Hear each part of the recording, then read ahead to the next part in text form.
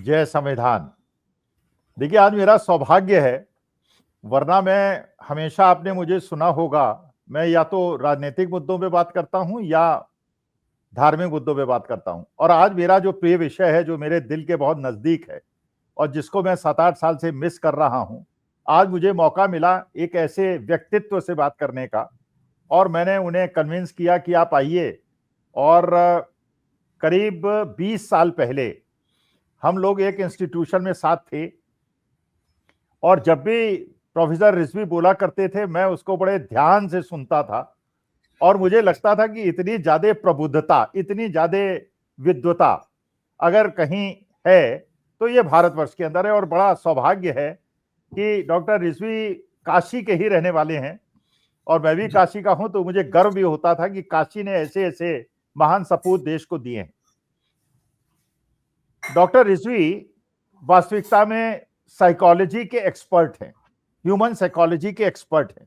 Delhi university से इन्होंने MA किया है साइकोलॉजी में, पीएचडी किया है, बहुत सारे रिसर्च पेपर्स हैं अनगिनत। और इसके बाद जो देश के सबसे अच्छे इंस्टीट्यूट्स हैं मैनेजमेंट के, आप चाहे एफएमएस दिल्ली की बात कर लीजिए, और आज के तारीख में वो professor of leadership and change management हैं आईएमआई में, आईएमआई दिल्ली में, इंटरनेशनल मैनेजमेंट इंस्टीट्यूट में, जो कि हिंदुस्तान के टॉप 10 इंस्टीट्यूट्स में गिना जाता है, और जिसमें एडमिशन लेने के लिए लोग लालायित होते हैं।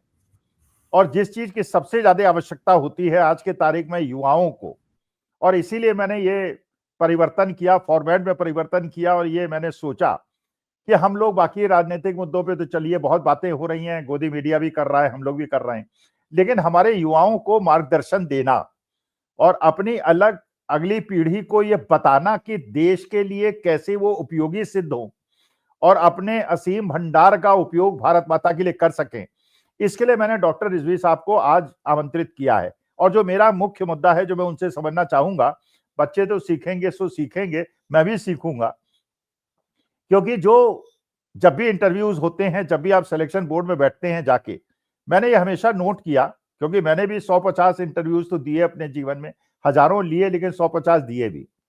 और मैंने देखा कि ज्ञान कई लोगों का ऐसा होता है, ज्ञान 1 रुपए का होता है और दिखाई पड़ता है 10 रुपए का, और कुछ लोगों का ज्ञान 10 रुपए का होता है, दिखाई पड़ता है 1 रुपए का। और मैं भी ऐसा, परमेश्वर की कृपा है, सौभाग्यशाली व्यक्ति हूं। मैं रिटन एग्जाम में हमेशा हो सकता है फेल हो गया हूं, लेकिन कभी इंटरव्यू में, वाइवा में फेल नहीं हुआ। बीएचयू इंजीनियरिंग में डॉक्टर रिजवी मेरे को, बाकी मैं बहुत अच्छा स्टूडेंट नहीं था, लेकिन जो प्रेजेंटेशन था उसमें मुझे 25 में से 24.5 नंबर दिए थे, जो एक इतिहास था। और जबकि वो पेपर मैंने नहीं बनाया था, किसी दूसरे ने बनाया था, मैंने केवल प्रेजेंट किया था। तो मैं आज ये जानना चाहता हूं कि हमारे देश के युवाओं को ये जो सॉफ्ट स्किल्स हैं, ये जो बॉडी लैंग्वेज है, कैसे इंटरव्यूअर को कन्विंस किया जाए कि वही राइट कैंडिडेट है। क्या क्या ध्यान रखा जाए सॉफ्ट स्किल्स के बारे में, ह्यूमन साइकोलॉजी के बारे में, इंटरव्यूअर्स की साइकोलॉजी के बारे में। अब मैं हस्तक्षेप नहीं करूंगा, फ्लोर इज योर्स। प्रोफेसर स्वामी, आपका बहुत बहुत धन्यवाद मुझको इस फोरम पे बुलाने के लिए और मुझसे बातचीत करने के लिए। आपने इतनी सारी बातें मेरे बारे में बताई, मैं खुद भी भौचक्का हूं कि क्या मैंने इतना सब किया है और क्या मुझ में वो गुण हैं जो आप मुझ में देखते हैं। लेकिन आपकी पारखी आंखें हैं, तो आपके विचार जो है सराखों पर, और मुझे बहुत प्रसन्नता है इस फोरम पे आने की। और आपको मैं बहुत ज़माने से सुनता आ रहा हूँ, आपके मुखर विचार और आपकी बैलेंस्ड एनालिसिस जो है हमेशा से अच्छी रही है, और मुझे सौभाग्य मिला ये कि आपके साथ काम करने का। और आप इतने राउंड प्रोफेसर हैं स्ट्रैटेजी एरिया में, तो आज की बातचीत से मुझे बहुत खुशी है कि मैं आपके साथ बात कर रहा हूँ, और ऐसे मुद्दे पे जिसके संबंध में आपने कहा कि ये बहुत ही ज़रूरी है। और नॉर्मली होता क्या है कि कभी भी किसी कहीं पर भी कुछ करने के लिए हमको अपने स्किल्स या गुण की आवश्यकता होती है, और उन गुणों को नॉर्मली डिवाइड किया जाता है 2 भागों में। एक होता है सॉफ्ट स्किल्स और दूसरा है हार्ड स्किल्स। हार्ड स्किल्स को हम टेक्निकल स्किल्स भी बोलते हैं कि कैसे कोई काम किया जाए वगैरह वगैरह, लेकिन उसमें हम नहीं जाएंगे। आपने सॉफ्ट स्किल का जिक्र किया, तो ये बहुत ही ज़रूरी चीज़ है। और ख़ास तौर से जब हम कहीं पर कॉम्पिटिटिव एनवायरनमेंट में हों, तो इस सिलसिले में मैं कहूँगा कि सॉफ्ट स्किल्स जो हैं वो नॉर्मली 3 प्रकार की होती हैं। एक है इंट्रापर्सनल, दूसरी है इंटरपर्सनल और तीसरी है मेंटल। इंट्रापर्सनल में वो होती है जो कि हमारे अपने अंदर के गुण हैं, जो कि हम बाहर लोगों को दिखाते हैं।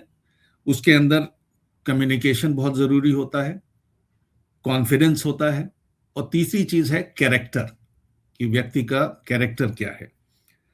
इंटरपर्सनल स्किल्स में जो आती है कि लोगों के साथ हमारा व्यवहार कैसा है, क्योंकि कहीं पर भी हम काम करते हैं, जाते हैं तो लोगों के साथ काम करना पड़ता है, अकेले कोई काम नहीं करता। उसके अंदर जो इंटरपर्सनल के कैटेगरी में जो आती हैं, उसमें आती हैं कोलैबोरेशन करना, लोगों के साथ मिलजुल के काम करना, कॉन्फ्लिक्ट का रिजोल्यूशन करना, यानी कि कुछ अगर मनमुटाव हुआ कोई बातचीत में या कहीं पर मतभेद हुआ, तो उस मतभेद को कैसे निपटाया जाए और ऐसे इस तरीके से निपटाया जाए कि किसी को कोई तकलीफ नहीं हो और दोनों पार्टी को जो चाहें वो मिल जाए।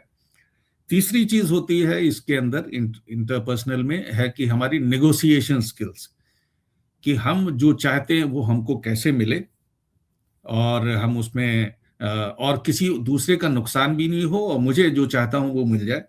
और चौथा जो मेरी समझ से जो बहुत जरूरी इंटरपर्सनल स्किल है, वो है इन्फ्लुएंसिंग स्किल, यानी कि किसी के ऊपर कैसे प्रभाव डाला जाए।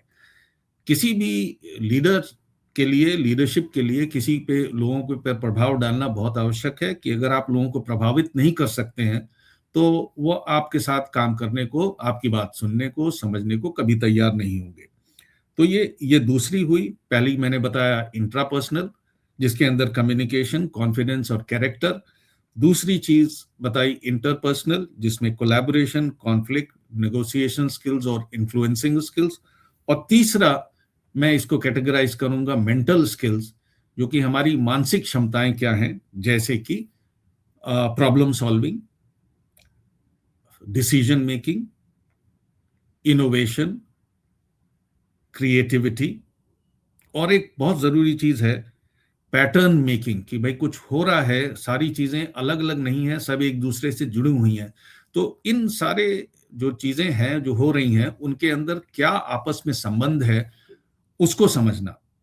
इसी के साथ जुड़ा हुआ है कि जब हम ये समझते हैं तो हम फोरकास्ट कर सकते हैं कि आज अगर ऐसा है तो ये कल कैसा होगा, उसको करके, और उसको एनविजनिंग का भी नाम दिया जाए। तो ये 3 तरह की सॉफ्ट स्किल्स पे बहुत ज्यादा जोर होता है, जो कि हमारे जीवन में बहुत काम आती हैं। और जैसा आपने कहा कि हमारा मेजर फोकस आज का है कम्युनिकेशन स्किल्स पे और प्रेजेंटेशन स्किल्स पे, तो मेरा अपना मानना है सर कि हम कभी भी ऐसा नहीं हो सकता कि अपने आप को कम्युनिकेट न कर रहे हो। जरूरी नहीं है कि हमको अपने आप को कम्युनिकेट करने में कुछ बोलना पड़े या कुछ करना पड़े। हम न भी कुछ करें तब भी हम कुछ कम्युनिकेट करते हैं। तो हमारी चुप्पी भी एक बहुत बड़ा मैसेज देती है, एक में जा रहा है कि हम उसको कैसे करें। तो हमेशा लोग समझते हैं कि कम्युनिकेशन का मतलब है कुछ बोलना, कुछ कहना, लेकिन चुप रहना भी एक कम्युनिकेशन है। तो ये सारी चीजें, और ये भी जरूरी होता है कि किस जगह पे चुप रहे और किस जगह बोले। कई लोगों को ये समझ में आता है कि हर जगह बोल करके हम चीजें अपने फेवर में या अपने हक में कर सकते हैं, लेकिन ऐसा जरूरी नहीं है। कई जगह चुप्पी का बहुत बड़ा महत्व है। तो मेरी समझ से प्रोफेसर स्वामी, ये सारी चीजें अत्यंत आवश्यक हैं व्हेन वी टॉकिंग अबाउट, जब हम बात करते हैं कम्युनिकेशन की। जी नहीं रिजवी साहब, मैं असल में ये जानना चाह रहा हूं, जैसे बॉडी लैंग्वेज का एक बहुत बड़ा रोल होता है। जैसे आपने जी देखा अभी पुतिन के साथ एक इंटरव्यू लिया 2 पत्रकारों ने, जी और वहां पे जो बॉडी लैंग्वेज पुतिन की थी वो बड़ी सभ्य और जो प्रोटोकॉल के अनुसार थी वो थी। हमारे जी पत्रकारों को शायद या तो ट्रेनिंग नहीं थी या आपके जी जैसे किसी गुरु का मार्गदर्शन नहीं मिला।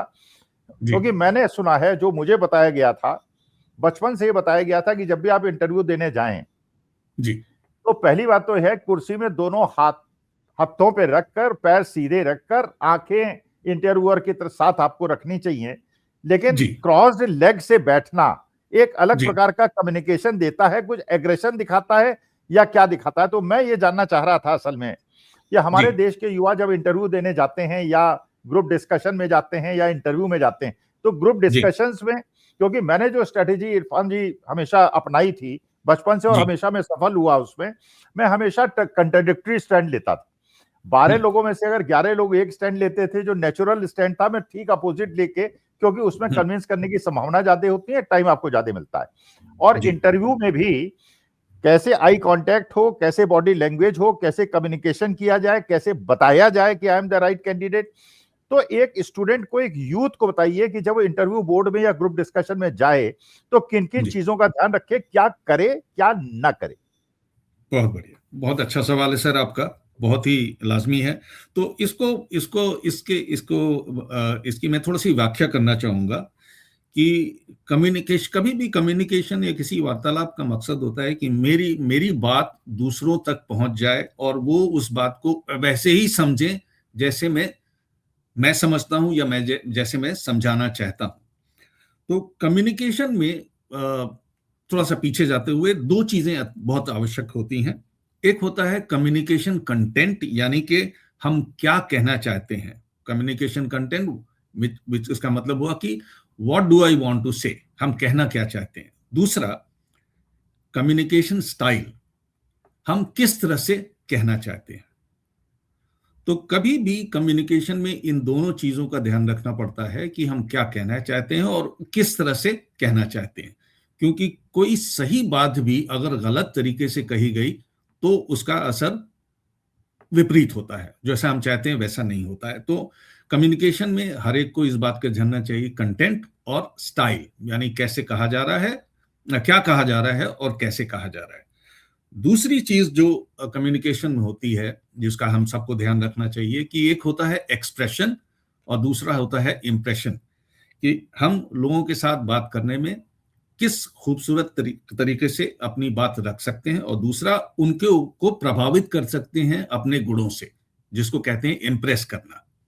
ठीक है। अब तीसरी बात इसी में कम्युनिकेशन में जुड़ी होती है कि कम्युनिकेशन कई तरह के होते हैं, हम उसमें नहीं जाएंगे, लेकिन आपने जो मुद्दा उठाया है कि बॉडी लैंग्वेज का, तो कम्युनिकेशन में दो तरह की चीजें होती हैं। एक है वर्बल कम्युनिकेशन और दूसरा है non verbal communication. Verbal communication वो कम्युनिकेशन है जिसमें कि हम शब्दों का इस्तेमाल करते हैं, जिसमें कि शब्दों का इस्तेमाल करके हम अपनी बात पहुंचाना चाहते हैं, वर्बल। और वर्बल जो है दो तरीके का हो सकता है। वर्बल में हमारा हो सकता है कि हम जो है लिखित में कुछ लिख रहे हों, लिख करके, क्योंकि उसमें भी शब्दों का इस्तेमाल हो, और दूसरा हो सकता है कि हम वही बात ओरली, यानी कि अपने मुख से कह रहे हों। तो वर्बल कम्युनिकेशन दो तरह का हुआ, एक रिटन और एक आपके जिसको कहते हैं कि ओरल। अब वर्बल कम्युनिकेशन में ये जो हुआ, उसके साथ ही वर्बल कम्युनिकेशन दूसरा है नॉन वर्बल कम्युनिकेशन, यानी वो कम्युनिकेशन का हिस्सा जिसमें कि हम शब्दों का इस्तेमाल नहीं कर रहे हैं, बट कुछ और तरीके से अपनी बात पहुंचा रहे हैं। और नॉन वर्बल में शब्दों का इस्तेमाल नहीं होता है। इसके अंदर आती हैं चीजें जैसे कि हमारा फेशियल एक्सप्रेशन, कि हमारे चेहरे का हाव भाव क्या है। दूसरी चीज आती है कि हमारे बोलने का टोन क्या है। तीसरा है कि हमारे हाथ वगैरह जो भी, जैसे मैं आपसे बात कर रहा हूं तो मेरे हाथ हिल रहे हैं, तो उसका वो भी एक वर्बल कम्युनिकेशन है। कि हम कहते हैं किसी को नहीं तो ऐसे हाथ उठाते हैं, किसी को रोकते हैं ऐसे, और हाथ का ही ये सारा कुछ खेल है। चेहरे का एक्सप्रेशन है जिसमें कि चेहरे के एक्सप्रेशन में हमारी भवें, हमारी आंखें, हम कहाँ देख रहे हैं, कैसे देख रहे हैं, हमारे चेहरे का ओवरऑल एक्सप्रेशन क्या है, कि हमारे चेहरे पे जरा सा कुछ खुशी का भाव है जिससे कि लोगों को जुड़ सकें, या कुछ ऐसा है कि जैसे खीज हुई हो, ऐसा है। तो ये कम्युनिकेशन का है जी। डॉक्टर साहब, मैं जो मेरा, क्योंकि मेरा कोई अनुभव नहीं है इस फील्ड में, मेरा नॉलेज बहुत कम है, जी लेकिन मुझे ऐसा लगता है जो मैंने फील किया अपनी लाइफ में, जो जी सबसे ज्यादा इंपॉर्टेंट होता है वो है कन्विक्शन। जी जो बात आप बोल रहे हैं उसके पीछे ये लगे कि आप वास्तविकता में दिल से बोल रहे हैं, ऐसा जी नहीं कि आप दिखाने के लिए बोल रहे हैं या इंप्रेस करने के लिए बोल रहे हैं। अच्छा, जी अगर आप कन्विक्शन के साथ कोई चीज बोल रहे हैं और उसको उसके बाद आपको एक मौका मिल रहा है, एक बहुत वाइड फील्ड मिल रही है, उसको प्रूव करने का। देखिए, इंटरव्यूअर मेरे ख्याल से ये देखने की कोशिश करता है कि आपका दिमाग कितना उड़ता है, कितना आपको विश्व का ज्ञान है, कितना परिस्थितियों का ज्ञान है, और उसमें अगर आप एक भी कन्विंसिंग वाक्य दे देते हैं तो आप जीत जाते हैं। जैसे एक छोटा सा, अगर आप मुझे अनुमति दें, मैं उदाहरण देता हूं। एक बार इंटरव्यू बोर्ड में एक बच्चा गया। जब वो इंटरव्यू बोर्ड में गया तो उसने देखा गमले गिरे हुए थे, पानी के नल खुले हुए थे, गंदगी थी। तो पहुंचना था उसको, लेकिन गमले ठीक किए उसने, नल बंद किया, सब कुछ किया, इंटरव्यू बोर्ड में पहुंचा और उसने कहा कि sir, I am here for the interview. उन्होंने कहा you are selected, you have been selected. कारण, जब उसने पूछा सर, अब ने तो मैं शब्द नहीं पूछा, आपने सेलेक्ट क्यों कर लिया? उन्होंने कहा देखो, हम ये देखना चाह रहे थे कि 100 बच्चे आए, किसी ने ध्यान नहीं दिया कि गमले गिरे हुए हैं, किसी ने ध्यान नहीं दिया कि नल खुले हुए हैं, किसी ने ध्यान नहीं दिया कि बिजली दिन के अंदर जल रही है। Because we want a employee who is careful to his surroundings, who takes care. You have taken care, so you are selected. तो मेरा जो एक निवेदन है, देखिए, जो बच्चा होता है अभी तो अपरिपक्व है, बहुत ज्यादा नॉलेज उसके पास होती नहीं, लेकिन और ये भी वो कोशिश करता है। और मैं जैसे आर्मी के काशी के ही अंदर इंटरव्यू देने गया, नहीं सेलेक्ट हुआ, नहीं होना था, मैं जानता था नहीं होगा, और भगवान की कृपा है कि मैं सेलेक्ट नहीं हुआ। लेकिन उन्होंने बाद में ये कहा कि you are not suited for this job, you may be suited for. और वहां वो साइकोलॉजिस्ट को बिठाते हैं इंटरव्यू बोर्ड में। साइकोलॉजी के मतलब आदमी जो बोल रहा है ये वास्तविकता में दिल से बोल रहा है क्या, इसके दिल में यही चीज है, और क्या इसकी साइकोलॉजी आर्मी लाइफ के लिए फिट है। तो मैं आपसे ये जानना चाहता हूं कि ऐसे साइकोलॉजिस्ट जब आप इंटरव्यू बोर्ड में बैठते हैं तो क्या ऑब्जर्व करते हैं कि क्या गुण और कैसे, मतलब how a student should handle the interview board? जी जी, नहीं, आप बहुत उचित प्रश्न है कि ये जो कहते हैं, अंग्रेजी का शब्द है कन्विक्शन, यानी कि आप जो कह रहे हैं उस पे आपको खुद कितना विश्वास है, तो आप जो जो कह रहे हैं वो आपका दिल मानता है कि नहीं। अब ये सवाल पैदा होता है कि आपका दिल तो कोई देखता नहीं है, वो वहां तक पहुंच नहीं है किसी की, तो वो आपका फिर वही आपकी बॉडी लैंग्वेज, यानी कि चेहरे का एक्सप्रेशन, टोन, ये सब चीजें बताता है कि आप जो बोल रहे हैं उसमें कितना विश्वास रखते हैं और कितना सच बोल रहे हैं। इसके अंदर जो हम लोग बहुत सारे जो टूल्स इस्तेमाल करते हैं, वो न्यूरो लिंग्विस्टिक प्रोग्रामिंग का, NLP का भी इस्तेमाल होता है, जो साइकोलॉजिस्ट के तौर पे हम लोग देखते हैं कि भाई आदमी जब किसी बात को झूठ बोल रहा है तो उसके आंखों का मूवमेंट क्या होता है, और अगर आदमी सोच के बोल रहा है तो उसकी यही आंखों का बताइए, मूवमेंट। यही रिजवी साहब, यही बताइए, यही मैं सुनना चाहता हूं। जी जी जी। अब ये इतना डीप है ये, और इसमें कि जैसे कि आपकी दाईं आंख और आपकी बाईं आंख किस तरह से चल रही है उस पर डिपेंड करता है। तो कहा जाता है कि हमारा जो है हमारा जो कनेक्शन है दिमाग का और लेफ्ट हेमिस्फीयर और राइट हेमिस्फीयर, जो हमारे जो मस्तिष्क है उसके दो हिस्से हैं, एक है लेफ्ट और दूसरा राइट। लेफ्ट जो हेमिस्फीयर है, जो दो हिस्सा है, वो जो है लॉजिक और रीजनिंग से जुड़ा हुआ है, और राइट जो है क्रिएटिविटी और इनोवेशन से जुड़ा हुआ है, कि वो ज्यादा उसमें होता है। तो जब हम झूठ बोलने की कोशिश करते हैं तो हम क्रिएटिव हो रहे हैं, हम इनोवेट कर रहे हैं। तो हमारी जो बाईं आंख है वो जो है उसका मूवमेंट देखा जाता है कि वो ऊपर गई, नीचे गई, कहां गई। और इसी तरह जब हम लॉजिक और रीजनिंग की बात करते हैं तो हमारी दाईं आंख का जो पुतलियों का मूवमेंट देखा जाता है, जो हमारी जो आपके प्यूपिल है उसका मूवमेंट देखा जाता है। अब वो इतना डीप सब्जेक्ट है, इसलिए मैं यहीं पर उस पे रुक जाऊंगा, क्योंकि इसके लिए अगर आप ठीक तरीके से देख नहीं सके तो आप कभी पूछता है कोई आदमी कि अच्छा आप कल कहाँ थे, तो आप सोचते हैं तो किस तरह से सोच रहे हैं, आपकी आंखों का मूवमेंट कहाँ जाता है। और अगर आप उसी को झूठ बोलना चाहते हैं तो आपका मूवमेंट एकदम अलग हुआ कि अरे मैं तो आप ही के साथ था, या कुछ भी इस तरह से बात। तो इस तरह की चीजें देखी जाती हैं, इसको कहते हैं माइक्रो कम्युनिकेशन, और इसके लिए काफी एक्सपर्टीज की जरूरत है। मैं भी इस खेल में अभी नया हूं, सीख ही रहा हूं, विद्यार्थी हूं, लेकिन इसका काफी इस्तेमाल किया जाता है। दूसरा, टोनल क्वालिटी, जो एक कम्युनिकेशन में है कि आपने जवाब जो दे रहे हैं, कई बार हम सवाल खत्म नहीं हुआ हम फट से जवाब देना शुरू कर देते हैं, एक बड़ी चीज देखी जाती है कि कम्युनिकेशन में जो आपस में जब इंटरपर्सनल कम्युनिकेशन होता है, उसमें जो एक है ना कि कई बार मनमुटाव क्यों पैदा होते हैं, क्योंकि किसी भी डिस्कशन में जब हम आप बात कर रहे होते हैं तो कई बार हमारी ये कोशिश होती है कि हम अपनी बात रखें और दूसरी की सुने ही नहीं। तो जब आप कुछ प्रोफेसर स्वामी कुछ कह रहे हैं तो मैं वो सुन नहीं रहा हूं, मैं ये सोच रहा हूं कि इस बात की काट क्या हो सकती है, इसको मैं कैसे काटूं। तो बगैर सुने, बगैर उसके आपकी बात को समझे, मैं उस काट को जल्दबाजी में फट से बोल देता हूं। लेकिन अगर मैं आपकी बात सुनने और समझने की क्षमता रखता हूं और चाहता हूं कि समझूं, सुनूं और समझूं, तो मैं सुनूंगा, समझूंगा, फिर जवाब दूंगा। तो एक होता है रिएक्शन और एक होता है रिस्पॉन्स। रिएक्शन में हमारा यह है कि बगैर सुने हम आपकी बात को फट से उसका जवाब दे दें। कई बार होता है कि वो या तो हम झूठ बोलने की कोशिश कर रहे हैं, या हमारा मकसद आपको समझना नहीं है, बात को आगे बढ़ाना नहीं है अच्छा तरीके से, ताकि हम दोनों एक ही समतल पे हों, बल्कि हमारा मकसद है कि मैं जीतूं और आप हारें। लेकिन जब मैं सोच समझ के बोलता हूं तो मैं आपकी बात समझ रहा हूं, आपके बात से कुछ हद तक अग्री करता हूं, कुछ डिसएग्री करता हूं, फिर अपनी बात को बड़े पेशेंटली रखता हूं। जो बातचीत में आप किस स्पीड यानी किस गति से बात कर रहे हैं और किस तरह से सुन रहे हैं, ये भी एक नॉन वर्बल कम्युनिकेशन का पार्ट है, आपका सुनना। और आपके सुनते हुए आपके चेहरे के एक्सप्रेशंस क्या हैं। कई बार लोग कहते हैं सुन रहे हैं तो ध्यान से ऐसे करके बैठे हैं, हाथ का मूवमेंट कहाँ है क्या नहीं है। इस पे भी देखा जाता है कि आदमी किस हद तक सुनने और समझने को तैयार है और कितने समय लेके जवाब दे रहा है। कई लोग बड़े वाक्पटु होते हैं, फटाफट बोलते रहते हैं, जिसके कि आप इसको बहुत अच्छी तरह मैनेजमेंट के आप ज्ञाता हैं, तो आपको मालूम हुआ कि जो लोग अपने आप को सेल्समैन जो होते हैं, जो बेचने का काम करते हैं, जिनको कई बार बहुत आपकी नहीं सुनते, उनको जो कुछ सिखाया है उनको प्रोडक्ट के बारे में सब, वो धड़ाधड़ बोलते रहते हैं।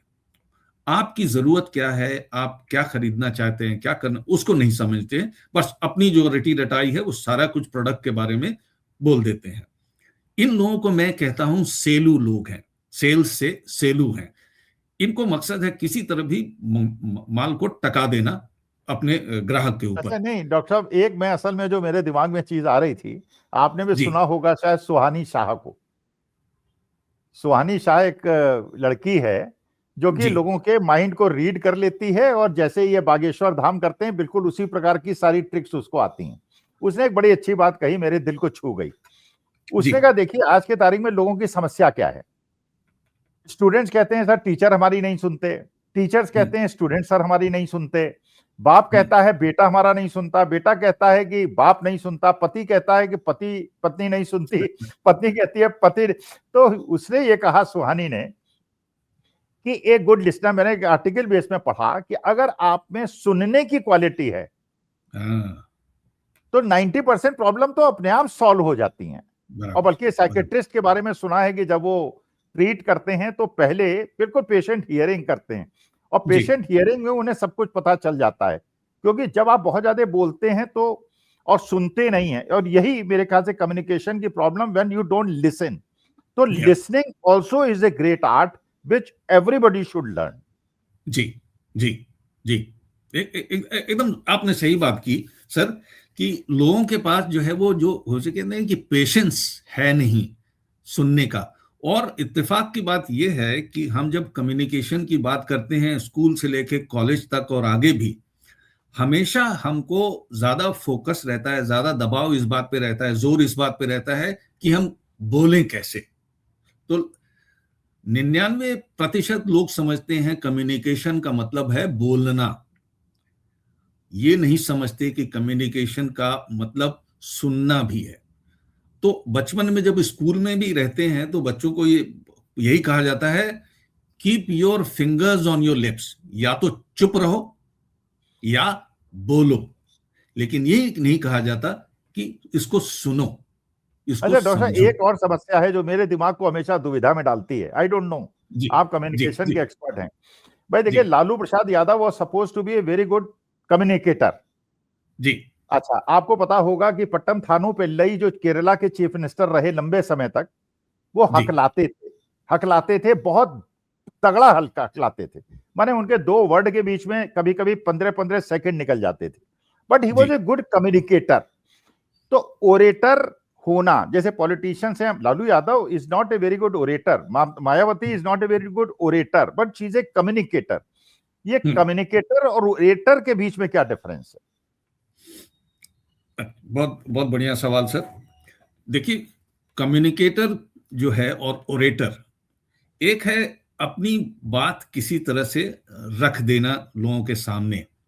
ओके, ओरेटर का मतलब है कि अब उसमें एक थोड़ा सा मैं डिफरेंशिएशन ये रखूंगा कि कम्युनिकेटर ओरिएंट और ओरेटर में फर्क जो है वो बड़ा ही, एक there is a very thin line dividing. और एक कम्युनिकेटर का है एक कनेक्ट होता है ऑडियंस के साथ, जिनसे बातचीत कर रहा है उसके साथ एक तारतम्य बनता है।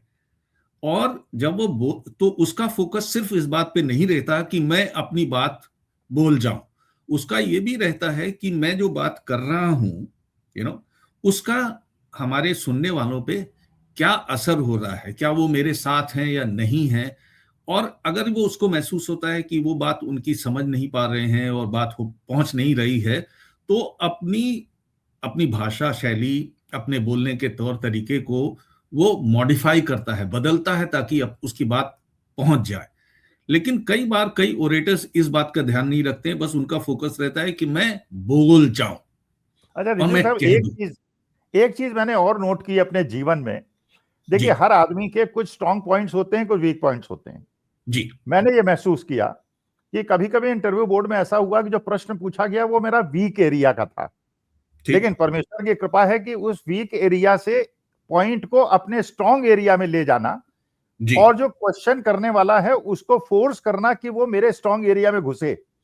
जी ये भी एक आर्ट है, ये भी जी एक हाँ जी आर्ट है, क्योंकि आपका आपका भाई मानी बात है कि आपको अगर प्रश्न उसने, और एक ही प्रश्न पूछना है उसको, उसने हम्म पूछा, लेकिन अब आपकी कला है, अब आपकी स्किल है कि उस हम्म एरिया से आप उसको डाइवर्ट कर दें क्वेश्चन उस एरिया में, और अगला क्वेश्चन उसको पूछना पड़े कि अच्छा ये बताओ, हम्म क्योंकि कई बार मैंने ये भी देखा कि इंटरव्यूअर को खुद नहीं पता होता, जो हम्म शब्द का मैं उपयोग करता हूं वो खुद क्यूरियोसिटी में होता है, और वो सारा डिस्कशन उस डायरेक्शन में चला जाता है जो मेरा स्ट्रांग एरिया है। तो जी। इसके बारे में ये क्या स्किल डेवलप की जा सकती है, क्या ये पढ़ाई जा सकती है? देखिए, ये बहुत ही पते का क्वेश्चन है सर। इसमें देखिए, उमूमन क्या होता है, जब हम इंटरव्यू में जाते हैं तो पहला सवाल ये होता है कि अपने बारे में कुछ बताइए, tell me something about yourself, अपने बारे में कुछ बताइए। मैंने महसूस किया है अपने स्टूडेंट्स और अगर लोगों के साथ काम, क्योंकि मैं कॉर्पोरेट में भी इंटरव्यू वगैरह लेता था, अक्सर लोग इस बहुत ही गूढ़ और बहुत इंपॉर्टेंट पहले सवाल की तैयारी नहीं करते। और कहा जाता है कि भाई, take a tell us something about yourself in a minute, 1 minute में या 2 मिनट में अपने बारे में बताइए।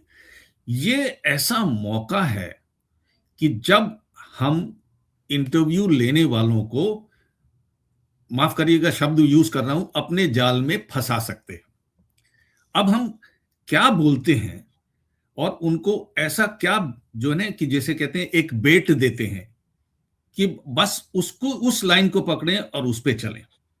तो उसका तरीका है कि पहली बात, पहले तो आप अपने आप को तैयार करिए, और ये वो चीजें बोलिए, वो चीजें मत बोलिए जो कि आपके रेज्यूमे या बायोडाटा में लिखी हुई है। क्योंकि अक्सर क्या होता है इंटरव्यू के दौरान, ये होता है कि इंटरव्यूअर बहुत पहले से, क्योंकि वो 10-12 लोगों का इंटरव्यू ले रहा है, तो पहले से आपके बायोडाटा और उसको उसने देखा नहीं होता है।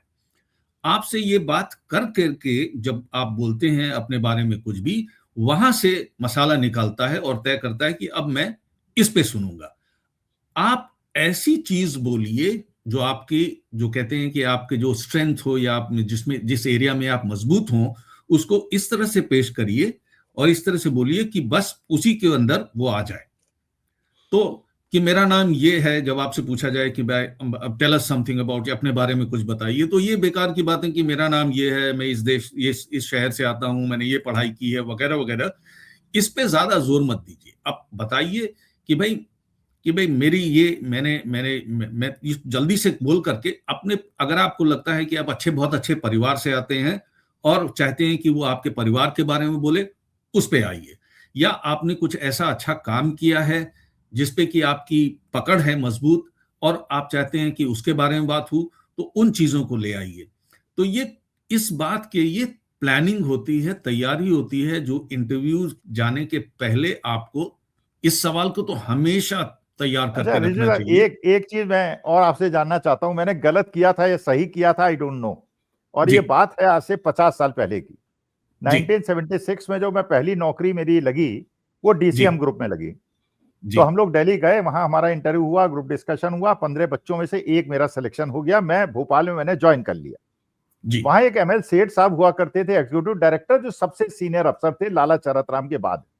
जब जी सिलेक्शन हो गया तो 20 बच्चे जो पूरे all over the country select हुए थे, उन्होंने पूछा, has any student participated in politics in his student life? अच्छा, ये प्रश्न बड़ा गूढ़ प्रश्न है, बड़ा जी जटिल प्रश्न है। अगर दिमाग जी से सोचें तो एक बच्चा ये कहेगा, नहीं साहब, मैं तो बड़ा पढ़ने वाला लड़का था साहब, मैं तो केवल पढ़ता था। अब I don't know what happened to me. मैंने कहा, sir, I participated, I fought a election, I won, and I was very politically and socially active. M N Seth साहब ने उस बोर्ड के बाद मुझे बुलाया और कहा, Akhil, I was happy because I want a youth जिसे अपने एनवायरनमेंट के बारे में पता है, हु इज कंसर्न्ड। जी अगर बच्चा सोशल और पॉलिटिकल सोशो इकोनॉमिक कंडीशंस के बारे में, देश के बारे में नहीं पता है, तो ऑर्गेनाइजेशन में क्या करेगा वो तो किताब पढ़ने वाला है यार। आई वांट ए वाइब्रेंट स्टूडेंट। तो मुझे एज ए साइकोलॉजिस्ट, क्या मुझे उस समय ये बोलना चाहिए था कि नहीं बोलना चाहिए था कभी, लेकिन हो गया काम, अच्छा लगा उन्हें, गलती भी जी हो सकती थी। जी जी सर, मेरा अपना मानना है कि हम अपने जीवन में आइसोलेशन में नहीं रहते हैं और हम सिर्फ सेल्फ सेंटर्ड या सेल्फिश नहीं हो सकता है कि मैं जब स्कूल गया तो मैं सिर्फ जो है कई बार अर्जुन की दृष्टि बड़ी अच्छी होती है कि भाई क्या दिखाई दे रहा है। जब गुरु द्रोणाचार्य ने, उसने कहा कि मुझे आंखें दिखाई दे रही हैं, क्योंकि उसका वो लक्ष्य था। लेकिन जब आप अपना लक्ष्य साध रहे हो तब तो उसके अलावा कुछ नहीं दिखना चाहिए। वो है एक मोमेंट्री चीज होती है कि जब आप लक्ष्य साध रहे हो, किसी का भी, आज की तारीख में शूटर हो, कुछ भी हो। लेकिन जब आपसे ये पूछा जाए कि भाई किसी ने पॉलिटिक्स में पार्टिसिपेट किया कि नहीं, इसका मतलब है कि आपके स्टूडेंट जीवन या पिछले जीवन के बारे में वो जानना चाहते हैं कि क्या क्या तुम्हारा एक ही लक्ष्य था कि या अपने आप को दुनिया से जोड़ना भी चाहते हैं। तो मेरा ये मानना है कि अगर आज की हर एक आदमी पॉलिटिकल है, तो ये जो भी आज की तारीख में वोट देता है, चाहे वो स्टूडेंट यूनियन का इलेक्शन हो, चाहे वो हमारे देश के असेंबलीज का हो, चाहे पार्लियामेंट्री, जब आप वोट देते हैं तो आप पॉलिटिकल हैं, क्योंकि आपकी कोई मानसिकता है, कोई सोच है और किसी को आप पावर में देखना चाहते हैं, किसी को नहीं पावर में देखना चाहते हैं। और पॉलिटिक्स का मतलब ही है कि पावर गेम। दूसरी बात यह है कि पॉलिटिक्स का मतलब ये जरूरी नहीं होता कि आप कोई इलेक्शन लड़ें और वो इलेक्शन जीतें और नेता बने या लीडर बने। पॉलिटिक्स का मतलब ये भी होता है कि किसी ऐसे मुद्दे पे जो कि आपके दिल के या करीब है और जो कि जिससे को आप लगता है कि देश और समाज का भला होना है, उसके लिए अपना कंधे से कंधा औरों के साथ मिलाना भी ये पॉलिटिक्स और आपकी आपकी सेंसिटिविटी, आपके समाज के प्रति उदार भाव दिखाता है। तो पॉलिटिकल होना मेरे समझ से बहुत आवश्यक है। अपने लिए तो सब लड़ लेते हैं, क्या पॉलिटिक्स का मतलब है क्या आपने कभी देश समाज के लिए भी कुछ लड़ाई की? और इस लड़ाई को करने के लिए पॉलिटिक्स को के साथ मिलना बहुत ही आवश्यक है। मैं तो हमेशा उस लोगों को पसंद करूंगा जिन्होंने अपनी आंखें मूंद के नहीं रखी हुई हैं, उनकी आंखें खुली हुई हैं और उनका दिल जो है उन लोगों के लिए पसीजता है, जो कि समाज में जिनको की जो जो इज्जत, जो अधिकार मिलने चाहिए, वो नहीं मिल रहे हैं। अच्छा तो मैं तो डॉक्टर हमेशा लोगों को मैं उनको एक पसंद करता हूँ। लास्ट प्रश्न आपसे पूछना चाहता हूं, और जी, ये लाइटर वेन में है, बहुत ज्यादा आप देना चाहें जवाब दे दीजिएगा, नहीं तो नहीं। ज़रूर, ज़रूर, आप ज़रूर बहुत सर। सारे पॉलिटिशियंस को देखते हैं, उनके आई मूवमेंट्स को भी देखते हैं, उनके फेस एक्सप्रेशंस को भी देखते हैं, उनके बॉडी लैंग्वेजेस को भी देखते हैं, और जैसे धड़ल्ले से वो झूठ बोलते हैं, और जुमले फेंकते हैं और बाद में कह देते हैं वो जुमला था। जी। क्या आप एज ए साइकोलॉजिस्ट आप उसको पढ़ पाए या समझ पाए कि ये जब झूठ बोलते हैं तो इतने धड़ल्ले से झूठ कैसे बोल लेते हैं? जी, नाम नहीं देखिए, दूंगा, अमानना हो हाँ जाएगी। जी, जी। अब उसमें क्या होता है कि आप जब बात करते हैं तो पता चल जाता है, एक ये अजीब खूबसूरत सी चीज है जो हम सबके पास वो गुण है, किसी साइकोलॉजिस्ट होना नहीं है, कि ये आदमी जो बोल रहा है वो सच बोल रहा है या झूठ बोल रहा है। और अभी तो बहुत तरह के बोलने वाले हैं, अब मैं कहाँ जाऊं उस रास्ते पे।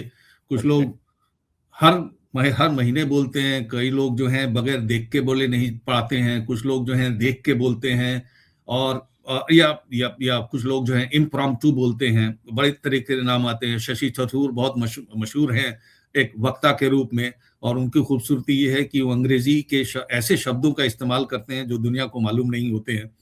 तो उनके पास खूबसूरती ये है उन्हें कि उनको मालूम है कि खुद को भी नहीं मालूम। कई बार तो खुद उन्हें डिक्शनरी देखना पड़ता होगा बोल क्या गया। जी, नहीं, वो काफ़ी विद्वान व्यक्ति हैं, किताबें अच्छी लिखी हैं सब। तो उसमें क्या है कि अरे यार उन्होंने देखिए, अपनी एक रिजवी साहब देखिए, स्टाइल बना विद्वान रखी वो है। होता है जो कम्युनिकेट करे। भाई जब मुझे नहीं समझ जी, में आया, जब आपकी क्लास के बच्चों को नहीं समझ में आया, अरे यार आप विद्वान जी, होंगे लेकिन आपकी विद्वता से बाकी जनता को मतलब थोड़ी है। विद्वता पहुंचनी हाँ। चाहिए जनता तक। देखिए सर, उनकी वो स्टाइल है। उन्होंने अपना अपना मर्तबा, अपना एक एक समाज में एक जगह बनाई है कि भई ये जो हैं बड़े डिफिकल्ट शब्दों का, बहुत मुश्किल शब्दों का इस्तेमाल करते हैं। इनका की वोकैब्युलरी बड़ी वास्ट है। और मैंने महसूस किया है कि वो 2-4 इस तरह के शब्द बना देते हैं क्योंकि उनकी जो ब्रांड वैल्यू है वो है कि भाई ये इस तरह से बोलते हैं। और मैं मानता हूं कि ऐसा नहीं है कि वो उसके बाद सीधी भाषा नहीं बोलते हैं। कम्युनिकेशन जो पॉलिटिकल एरिया है उसके अंदर, जैसे मुझे याद आता है कि हमारे पुराने प्राइम मिनिस्टर साहब अटल बिहारी वाजपेयी जी, उन एक ऐसा बढ़िया वक्ता, और लेकिन क्या उनके बोलने का जो नॉन वर्बल का कि वो बोलते बोलते एक लंबा पॉज लेते थे और उसके बाद वो फिर बोलते थे। लेकिन कई हैं लोग जो फर्राटे से बोल रहे हैं। अटल जी को मैंने कभी भी, जितनी भी मैंने स्पीचेस देखी, उन्होंने कभी रिटन टेक्स्ट के साथ नहीं बोला है। इसका मतलब वो कि वो सिर्फ ये नहीं कि तोते की तरह रट लिया है या उन्होंने जो दिखाया जा रहा है टेलीप्रॉम्प्टर वगैरह पे उसको बोल रहे हैं। वो बड़ा कन्विंसिंग आर्गुमेंट होता था, हर एक आदमी उनको सुनता था, चाहे वो देश हो चाहे नहीं इसलिए विदेश हो। साहब मैंने ये नोट किया, मैं भूल गया था, ये मैं पूछना चाहता था आपसे। जी, मेरे ख्याल से कम्युनिकेशन में पॉज का भी बहुत बड़ा रोल है। बहुत बड़ा, बहुत बड़ा। पॉज का बहुत बड़ा रोल है और पॉज का जितना अच्छा रोल अटल जी ने समझा था, हम्म, क्योंकि आप अपनी बात को पहुंचाने के लिए कहां रुकें, कैसे रुकें, आपके बॉडी लैंग्वेज क्या हो, फेस एक्सप्रेशंस क्या हो, ये अटल जी से अच्छा मैंने ज्ञाता इसमें नहीं देखा है। जी, जी, जी। तो उनके उनके यहाँ शब्दों की बौछार नहीं होती थी, वो रैपिड फायर नहीं होता था। उनके बाद जो भी बातें थी वो सोच समझ के कही जाती थी, यानी कि वो उनको इस बात पे 100% विश्वास था कि जो मैं कह रहा हूं वो उसको कई हद तक मानता हूं। कई बार ऐसा भी हुआ कि बहुत जल्दी भी बोली गई हैं, तो हम उनके उनके उस पे नहीं जाएंगे, लेकिन वहां से हम ये लेके जरूर आ सकते हैं कि आप जब शब्द कुछ वार्तालाप कर रहे हैं, कुछ बातचीत कर रहे हैं, तो किस आपके शब्दों की रफ्तार क्या है, स्पीड क्या है। और अगर आपकी स्पीड जरूरत से ज्यादा, ये तो इसको भी मैं कहना चाहूंगा कि जो माइंड मैनिपुलेशन होता है उसमें आपने देखा होगा कि खास तौर से मैं कहूं, कई जगह रिलीजियस डिस्कोर्स जो होते हैं, और अगर मुझे अपनी बात, मेरी बात में कोई ज्यादा दलील नहीं है, अगर उस पर थोड़ा सा भी कोई सोचे तो उसको मेरी जो मैं कह रहा हूं उसके अंदर उसकी कमी दिखाई दे जाएगी। मैं नहीं चाहता कि वो आदमी सोचे, तो मैं क्या करता हूं, जो इतनी तेजी से हर बात करता हूं कि उसके पास सोचने और समझने का मौका ही नहीं मिलता, बहुत बढ़िया, क्योंकि बहुत मेरी बढ़िया। बात में लॉजिक और रेशनैलिटी नहीं है। जो भी उसको सुनेगा और समझेगा, सोचेगा, तो वो उसको पकड़ लेगा। तो मैं नहीं चाहता कि वो सोचे, इसलिए मैं बहुत रैपिड पेस पे बात करता हूं। और अगर मेरी बात में दम है, लॉजिक रेशनैलिटी पे पक्की है, तो मैं चाहूंगा कि लोग उसको सिर्फ सुने नहीं बट समझें और उसके बारे में सोचें। तो मैं आराम से धीरे धीरे बोलूंगा ताकि वो बात उनके दिलो दिमाग में धंस जाए। तो ये मैनिपुलेशन का भी एक तरीका है कि किस वक्त कितनी तेजी से बोला जाए और कब आराम से धीरे धीरे बोला जाए। और ये आपको चुनना पड़ेगा कि भाई आप क्या करना चाहते हैं। ये भी एक आर्ट है और ऐसा नहीं है कि जिसको सीखा नहीं जा सकता। कई बार हम लोग बहुत नर्वस होकर के बहुत तेजी से बोलते हैं और जब हम कॉन्फिडेंट रहते हैं तो आराम आराम से धैर्य से बोलते हैं। मुझे अपने दिन याद है जब मैं नया नया पढ़ाना शुरू किया था तो मेरी पूरी बॉडी लैंग्वेज बहुत झटके से बोलता था, बहुत तेजी से बोलता था, क्योंकि 60-70 बच्चों के सामने एफएमएस में खड़े होकर, जहां पर स्टेप्ड क्लासरूम है, ऊपर तक बच्चे दिखाई दे रहे हैं, वहां पर अभी तो जुमा 4 दिन हुए थे मुझे पढ़ाना शुरू किए हुए, अभी खुद इतना पढ़ा नहीं था। तो मैंने महसूस किया कि उस समय और आज के समय में बहुत फर्क आया है। और ये फर्क आया है कि अब मुझे अपने ऊपर भरोसा है, जो मैं कह रहा हूं उसको मैं जानता हूं, समझता हूं, तो मैं उसको आराम से धीरे धीरे बोलता हूं। उस वक्त वो नहीं था। उस वक्त कोशिश थी किसी तरह अपनी बात खत्म की जाए और क्लास खत्म हो और बाहर निकला जाए। अब विद जो कहते हैं कि वो तजुर्बे के साथ, समझ के साथ ये चीजें आती। तो मेरा अपना मानना है जो जितना विद्वान होता है, जो जितना समझदार होता है, वो उतने धैर्य उसके साथ होता है, वो आराम से बोलता है। और जो थोड़ा छिछला या ओछा होता है वो बहुत तेजी से चलता है। मेरा ये तजुर्बा है, मेरा अपना ये मानना है। मैं गलत भी हो सकता हूं, मैं जरूर आपकी टिप्पणी चाहता हूं इस बात पे। नहीं, मैं अगर इस डेफिनेशन से मैं तो विद्वान नहीं हूं। चलिए, बहुत अच्छा लगा बात करके आपसे, लेकिन मेरा जी। असल में एग्रेशन भी बहुत ज्यादा है, मैं इमोशनल भी बहुत ज्यादा हो जाता हूं, कन्विक्शन से भी बोलता हूं, लेकिन बहुत तेजी बोलता हूं, बहुत जोर से बोलता हूं, अपनी पत्नी से डांट भी इस विषय पे खाता हूं। नमस्कार, बहुत बहुत धन्यवाद। नहीं बहुत सर, बहुत मैं एक बात करना चाहूंगा बस जाते जाते, कि मैं सारे जो हमारे दर्शक हैं जो चाहते हैं कि अपने कम्युनिकेशन को इम्प्रूव कर सकें, तो मैं ये बताना चाहता हूं कि कम्युनिकेशन इज अ बिहेवियर, ये एक व्यवहार है जिसको हम सीख सकते हैं। तो 2-3 चीजें मैं आपको चाहूंगा कि पहले तो एक, बी ओपन टू लर्निंग, हमेशा सीखने को तैयार रहिए।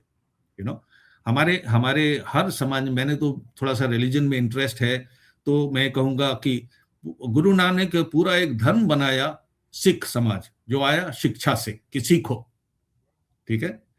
हमारे सनातन में कहा गया है, गुरु ब्रह्मा दोऊ खड़े काको लागू पाए, बलिहारी गुरु आपने गोविंद दियो बताए। यानी कि सिखाने वाले की महत्ता जो है भगवान से ज्यादा है, तो सीखना। और तीसरा, इस्लाम में कहा गया कि अगर तुमको कुछ सीखना हो तो अरब से चीन तक जाओ, जो कि आना जाना बड़ा मुश्किल था। और ये भी कहा गया है कि 1 घंटे विद्वानों से वार्तालाप का जो सवाब है वो 70 साल नमाज पढ़ने के बराबर है। हर धर्म में, हर मजहब में सीखने पे जोर दिया गया है। और खूबसूरती की बात यह है कि हर एक आदमी जो चाहता है वो सीख सकता है। तो घबराएं नहीं, ये सारी चीजें सीखी जा सकती हैं। दूसरी चीज जो मैं कहना चाहूंगा, प्रैक्टिस मेक्स अ मैन और अ वुमन परफेक्ट। तो आप जो सीखिए उसको प्रैक्टिस करिए। और तीसरी चीज जो मैं कहूंगा, जो बहुत जरूरी है, बिलीव इन योरसेल्फ, अपने आप पे भरोसा रखिए कि आप कर सकते हैं। Yes you can. अगर ये 3 मंत्र हम साध लें तो जीवन में कोई भी ऐसी चीज नहीं है जो कि हम सीख न सकें और अपने आप को बेहतर न कर सकें। ये मैं जाते जाते ये सोचा कि मैं आपके नहीं ऋषि दर्शकों साहब, को इसका बता माने सकूं। मैंने 1 घंटे आपसे बात की तो मुझे जी। तो सवाब मिल गया, मुझे तो खुशी मिल गई। 1 घंटे जी। मुझे आपसे बात करके बहुत मेरे ज्ञान चक्षु खुले, बहुत ज्ञान मिला। जी। और देखें मेरे दर्शक श्रोताओं को कैसा लगता है। ये टेस्ट है असल में, इन तरह के जरूर। सब्जेक्ट्स हम लोग बात नहीं करते, लेकिन हम चाहते हैं इन विषयों पे बात हो। चलिए, बहुत जी, बहुत धन्यवाद डॉक्टर साहब, धन्यवाद आभार सर, थैंक आपका। यू वेरी और मच फिर आपको हम लोग और फिर फॉर मिलेंगे। पीएम को, आप सबको, और नववर्ष की शुभकामनाएं आप सबको जी हाँ, जी कि हाँ, आपको आपका आपको भी बहुत जीवन बहुत अच्छा। शुभकामनाएं। थैंक यू सर, नमस्कार। थैंक यू, नमस्कार। Thank you.